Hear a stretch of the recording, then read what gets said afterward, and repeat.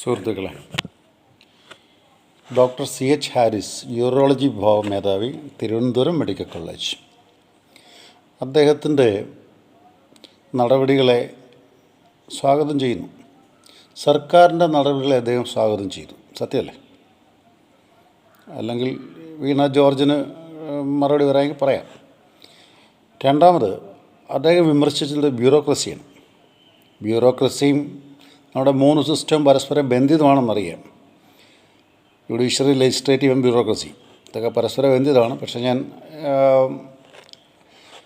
Judiciary അതുമായിട്ട് ബന്ധപ്പെടുത്താൻ എനിക്ക് ആഗ്രഹമില്ല. കാരണം പൊളിറ്റിക്സ് പഠിച്ചൊരു അധ്യാപകനാണ്, പൊളിറ്റിക്സ് പഠിപ്പിക്കുന്ന ഒരു അധ്യാപകനാണ്. അതുകൊണ്ട് ഞാൻ ബന്ധപ്പെടുത്തുന്നില്ല. കാരണം ഭരണഘടന ഞാൻ ബഹുമാനിക്കുന്നുണ്ട്, ഡോക്ടർ BR അംബേദ്കറിനെ ഞാൻ ബഹുമാനിക്കുന്നുണ്ട്. അതുകൊണ്ട് ഞാനത് പറയുന്നില്ല. ഓക്കെ.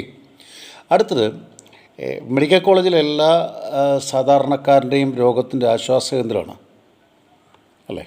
സാധാരണക്കാരുടെ ആശ്വാസ കേന്ദ്രം മെഡിക്കൽ കോളേജാണ്. അല്ലാത്ത ചിലരൊക്കെ സൂപ്പർ സ്പെഷ്യാലിറ്റി ഹോസ്പിറ്റലൊക്കെ പോവും. സ്പെഷ്യലി ചികിത്സ നൽകുന്നിടത്തൊക്കെ പോകാൻ സാധ്യതയുള്ള ഒരുപാട് പേരുണ്ട്. പക്ഷേ സാധാരണക്കാരുടെ അവിടെ മൂന്നാമത്തെ കാര്യം, ഓപ്പറേഷൻ ആവശ്യമായ ഉപകരണം ഇല്ല എന്ന് പറഞ്ഞാൽ എന്താ തെറ്റ്? മന്ത്രിസഭ കൊടുത്തില്ലെന്നല്ലോ പറഞ്ഞേ, ബ്യൂറോക്രസി കൊടുത്തില്ലെന്നല്ലേ പറഞ്ഞേ. അപ്പോൾ അവിടെയും പക്ഷേ ബ്യൂറോക്രസി നിയന്ത്രിക്കുന്നത് മന്ത്രിസഭയാണെന്നുള്ളത് നമുക്ക് എല്ലാവർക്കും അറിയാമല്ലോ. അല്ലെ, പോലീസിൻ്റെ തലപ്പത്ത് മേധാവി തന്നെത്താൻ വന്നിരിക്കുമല്ലോ. അപ്പോൾ അവിടെ ആരാ പോലീസിൻ്റെ തലപ്പത്ത് മേധാവി നിശ്ചയിച്ചത്? അപ്പോൾ അത് തീർച്ചയായിട്ടും അതിൻ്റെ തലപ്പത്തിരിക്കുന്നത് തന്നെയാണ്. നാലാമത്തെ, ഈ യൂറോളജി വിഭാഗം ചെയ്ത തെറ്റെന്താണെന്ന് എനിക്ക്, അല്ലെങ്കിൽ സാധാരണക്കാരുടെ മുമ്പിൽ നിന്ന് പറഞ്ഞു തരാം. എന്താണ് ഇപ്പോഴുള്ള ചില അപജയങ്ങൾ എടുത്ത് കാണിച്ചത് വഴി ഓപ്പോസിഷനിലിരിക്കുന്നവർക്ക് സർക്കാരിനെ ഇകഴ്ത്തി കാണിക്കാൻ വേണ്ടിയുള്ള അവസരം കൊടുത്തു. ഇകഴ്ത്തി കാണിക്കാനുള്ള അവസരം ആർക്കാണ് കൊടുക്കേണ്ട കാര്യം? ഇല്ല. നന്നായി നടക്കുന്നത് കാണിക്കേണ്ട കാര്യമില്ലല്ലോ. നമ്പർ 1 ആരോഗ്യ മേഖലയല്ലേ നമ്മുടെ മേഖല. അപ്പോൾ അവിടെ ഇകഴ്ത്തി കാണിക്കാൻ അവസരം കൊടുക്കേണ്ട കാര്യം എന്താ? കുഞ്ഞു ജീവൻ പോലും ജീവനല്ലേ, അതിവിടെ നിൽക്കട്ടെ. പിന്നെ ഈ സമൂഹത്തിൽ നമ്മൾ ചെറുപ്പം കാലം മുതലേ പറഞ്ഞു പഠിപ്പിക്കുന്ന ഒരു കൊച്ചു കഥയുണ്ട് കുഞ്ഞുങ്ങളെ. രാജാവിധ മുണ്ടില്ലാതെ നടക്കുന്നത്. ഇത് പഠിപ്പിച്ചത് നമ്മുടെ മുത്തച്ഛന്മാരും ഒക്കെ. ആ പറഞ്ഞ കുഞ്ഞിനെ ആ രാജാവ് വെടിവെച്ചു ഒന്നുമില്ല. അയാൾ അത്യാവശ്യം നോക്കി ഇദ്ദേഹത്തോട്ടൊക്കെ.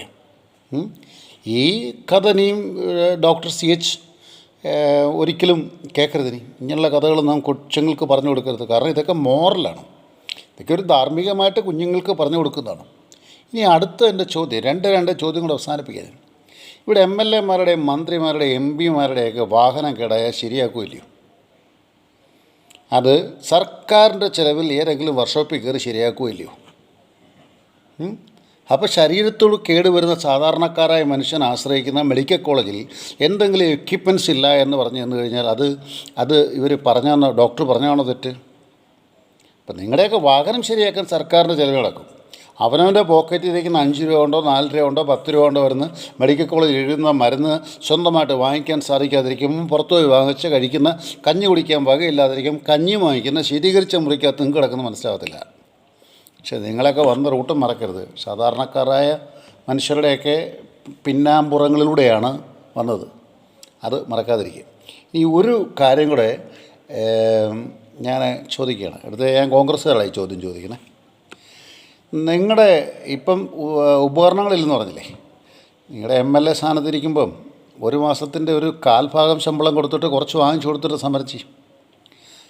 ഞാൻ പറയുന്നത് 30 ഡിവൈഡഡ് ബൈ 3 ഈ 7.333. അതിൽ നിന്ന് ഒരു മാസത്തെ ശമ്പളം എടുത്തിട്ട് ഇത്രയും മെഡിക്കൽ കോളേജുകളുണ്ടല്ലോ, എപ്പോഴെങ്കിലും കൊടുക്കുക. പിന്നെ MP-മാരും ഇല്ലേ, കൊടുത്തിട്ട് നിങ്ങൾ ആദർശപരമായിട്ട് പറയും.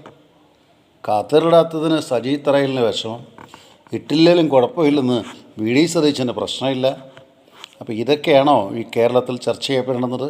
സാധാരണക്കാരൻ്റെ അവകാശം സാധാരണക്കാരന് കിട്ടേണ്ടത്, സാധാരണക്കാരനൊരു ഓപ്പറേഷന് ഒരു ആയുധം അവിടെ ഇല്ല എന്ന്, ഉപകരണമില്ല എന്ന് പറയുമ്പം അതിന് ഡോക്ടർ CH ഹാരിസ്, ഈ തലമുറ നിങ്ങളുടെ ഉണ്ടാവും. പണ്ടത്തെ തലമുറയല്ല. എന്തും പറഞ്ഞാൽ അന്ധമായിട്ട് അങ്ങ് വിശ്വസിക്കുകയും അന്ധമായിട്ട് കണ്ണടയ്ക്കുകയും ചെയ്യുന്ന തലമുറയല്ല. ഈ തലമുറ നിങ്ങളോടൊപ്പം ഉണ്ടാകും. അസ്ഥി പിടിച്ച പാർട്ടി ബോധവും, അസ്ഥിയിൽ പിടിച്ച കമ്മ്യൂണിസവും, അസ്ഥിയിൽ പിടിച്ച കോൺഗ്രസും, അസ്ഥിയിൽ പിടിച്ച RSSും BJPയും, അല്ലെങ്കിൽ മറ്റ് യുവജന സംഘങ്ങളുടെ പേര് ഞാൻ പറഞ്ഞില്ല, അസ്ഥി പിടിച്ചൊരു രാഷ്ട്രീയമല്ല വേണ്ട. ഇന്ന് ആവശ്യക്കാരന് മുമ്പിൽ തുറന്നു നോക്കാൻ സാധിക്കുന്ന രാഷ്ട്രീയം, അതാണ് ഇന്നത്തെ ലോകത്തിന് ആവശ്യം. അതല്ലാതെ വന്നാൽ ഇന്നത്തെ വിദ്യാഭ്യാസമുള്ള തലമുറയിൽ നിങ്ങൾ എന്തു പറഞ്ഞാലും സ്വീകരിക്കില്ല, മാർജിനലൈസ്ഡ് ആയിരിക്കും. എവിടെ കെ നായനാർ, എവിടെ PKV, എവിടെ EMS? ഇപ്പോൾ ആരായിരിക്കുന്നത്? ഞാൻ മുഖ്യമന്ത്രിയെ കുറ്റം പറയല്ല, പക്ഷേ എല്ലാവരും ഒറ്റ ആക്സിഡൻറ്റിലായാലോ? നമുക്ക് പറ്റിയ തെറ്റിനെ പറഞ്ഞ് നിർത്തിയുടെ ഏതോ ഓക്കെയാണ്, വിളിച്ച് പറഞ്ഞ് സംസാരിച്ചു, ശരിയാക്കിയല്ലേ വേണ്ടേ? അതല്ലേ എൻ്റെ ഒരു മാന്യമായി. ഇതല്ലേ നിങ്ങൾ താഴെ കാണുന്ന വിദ്യാർത്ഥികൾ പഠിക്കുന്നത്? ഒരു മെഡിക്കൽ കോളേജിൽ ഉപകരണം ഇല്ലെങ്കിലും കുഴപ്പമില്ല, സാരമില്ല എന്ന് പറയുന്നതാണോ? അവിടെ നമ്മളത് നോക്കി പരിഹരിക്കാം. വീണത് ആദ്യം പറഞ്ഞായിരുന്നു, നമ്മുടെ ഭാഗത്ത് ചില ചെറിയ ന്യൂനതകളുണ്ട്, അത് പരിഹരിക്കേണ്ടിയിരുന്നു വീണ പറഞ്ഞായിരുന്നു.